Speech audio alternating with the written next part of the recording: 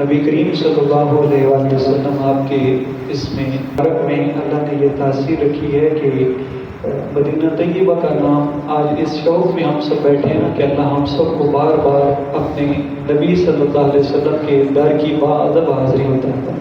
اب کس کے خوش نصیب کا آج نام نکلتا ہے انشاءاللہ یہ شوق یہ تڑپ۔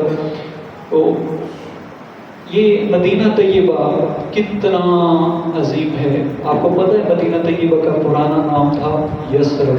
پرانا نام کیا تھا؟ یثرب۔ اور یثرب کا معنی ہے بیماریوں والی جگہ۔ یثرب کا نام کیا ہے؟ معنی کیا ہے؟ بیماریوں والی جگہ۔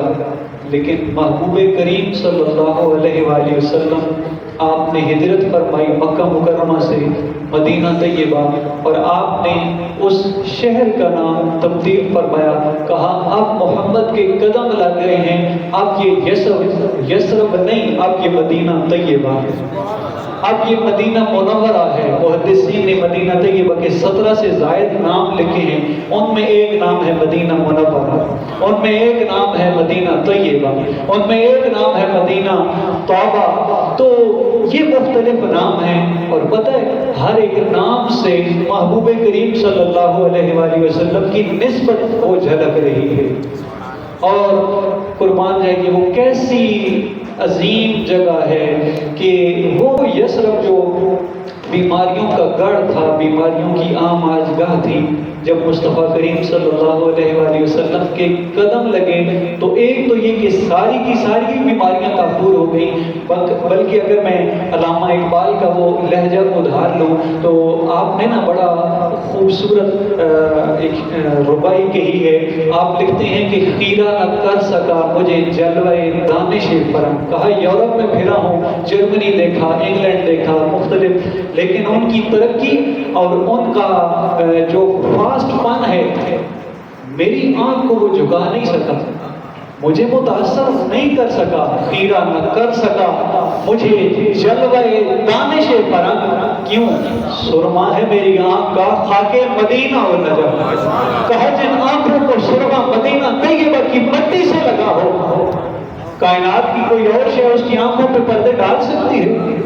اور فقط مدینہ طیبہ نہیں، جنہیں مدینہ طیبہ کے زمین سے خیرات ملی ہے، بے شک وہ جناب حیدر کرار، بے شک وہ، میں چونکہ الحمدللہ چشتی ہوں اور چشتیوں کے پیشوا ہیں جناب علی المرتضیٰ رضی اللہ تعالیٰ عنہ، تو میں تو خوش ہوتا ہوں کہ جب مولا علی کا ذکر کرتا ہوں، میرے مولا علی کو مدینہ طیبہ سے جو فیضان ملا نا، فقط مدینہ طیبہ کی مٹی کو ہی ہم سرما نہیں بناتے۔ اقبال قلندر لاہوری ہمیں یہ بھی پیغام دے رہے ہیں کہ سرما ہے میری آنکھ کا خاک مدینہ و نجف۔ کہا فقط مدینہ کی مٹی نہیں، مدینہ سے فیض لینے والا جا کے نجف اشرف پہ اگر ڈیرے لگائے، کہا ہم تو اس نجف اشرف کی مٹی کو بھی آنکھوں کا سرما بناتے ہیں۔ تو یہ محبوب کی نسبتیں ہیں، اور کل منسوب الی محبوب فہو محبوب۔ ہر ایک چیز جو محبوب سے منسوب ہو جایا کرتی ہے وہ بھی محبوب ہو جایا کرتی ہے۔ میں اس کی چھوٹی سی مثال دیتا ہوں کہ بظاہر یہ فقط کاغذ کا ایک ٹکڑا ہے، فقط کاغذ کا ایک ٹکڑا ہے، لیکن اس کی نسبت جوڑ گئی ہے نا محبوب کے در کی حاضری سے، اور ہر ایک کی آنکھیں اس پہ لگی ہوئی ہے کہ نہیں لگی ہے نا؟ تو یہ محبوب کی مٹی اور محبوب کے نام کے اندر اللہ نے اتنی تاثیر رکھی ہے کہ محبوب کریم صلی اللہ علیہ وآلہ وسلم سے منسوب جو شے ہوتی ہے امتی کی آنکھوں کو وہی ٹھنڈک پہنچاتی ہے، امتی کے ایمان کو وہی چیز حلاوت دیتی ہے۔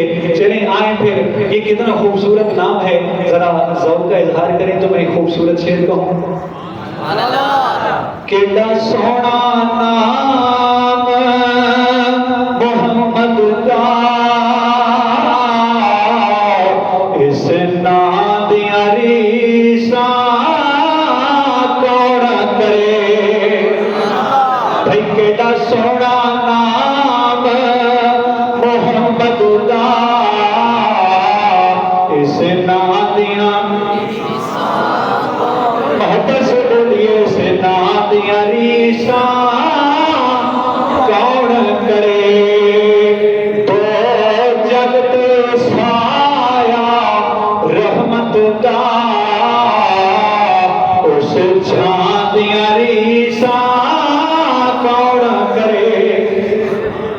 محمد مصطفیٰ کریم صلی اللہ علیہ وآلہ وسلم کا نام ہے جی۔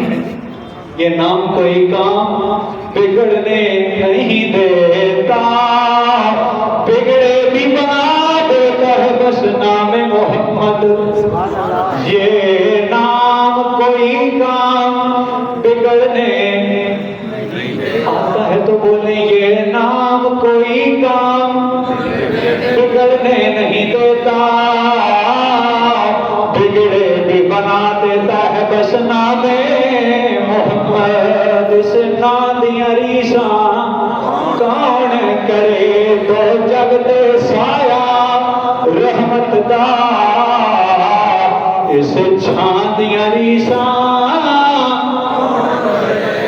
ادب سے ایک بات کر کے کہ ہماری یہ فقط محفل ایک روایتی قرآن اندازی نہ ہو، ہم اس میں تھوڑا تھوڑا اپنی اصلاح کی کوشش کریں۔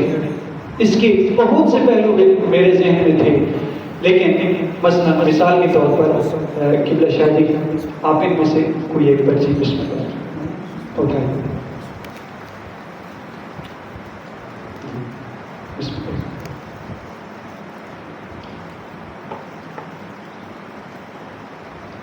بسم اللہ الرحمن الرحیم۔ اب قبلہ شاہ جی نے اس کو کھول کے دیکھا ہے۔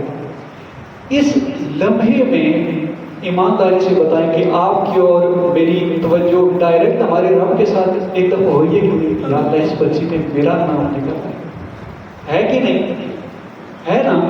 تو اس سے ہم یہ سبق حاصل کریں کہ اپنے رب کے ساتھ نا تعلق وقتی نہ رکھیں، دعا کا ذوق اور دعا کا اہتمام پیدا کریں۔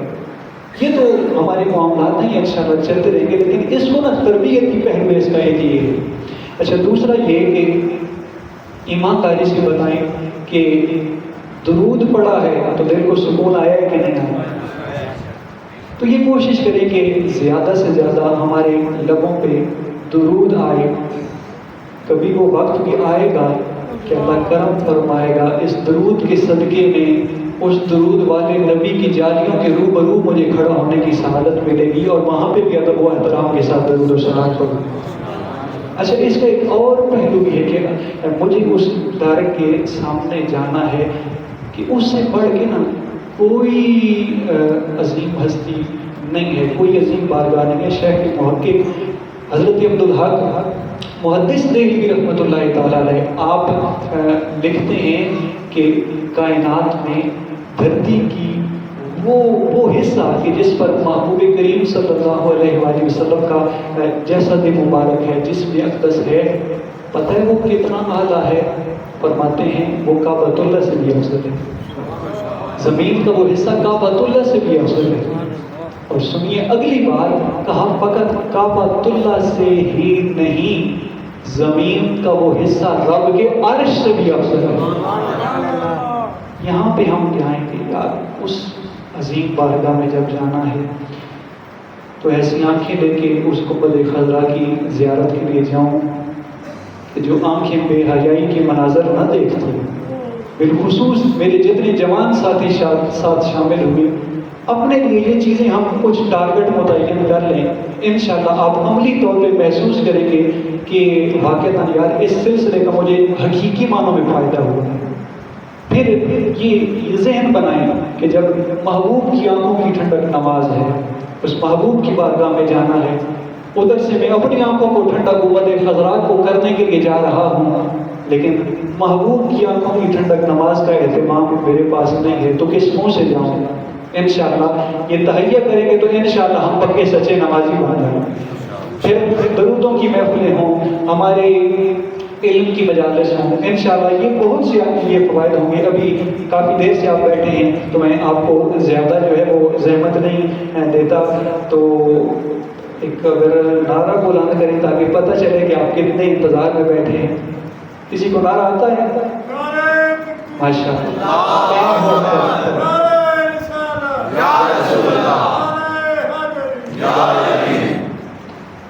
ماشاءاللہ آج کی ہماری اس پہلی قرآن اندازی میں جس خوش نصیب کا نام نکلا ہے وہ ہیں محمد سہیل ولد غلام یاسین۔ माशाल्लाह सोहेब, माशाल्लाह, बहुत बहुत मुबारक हो।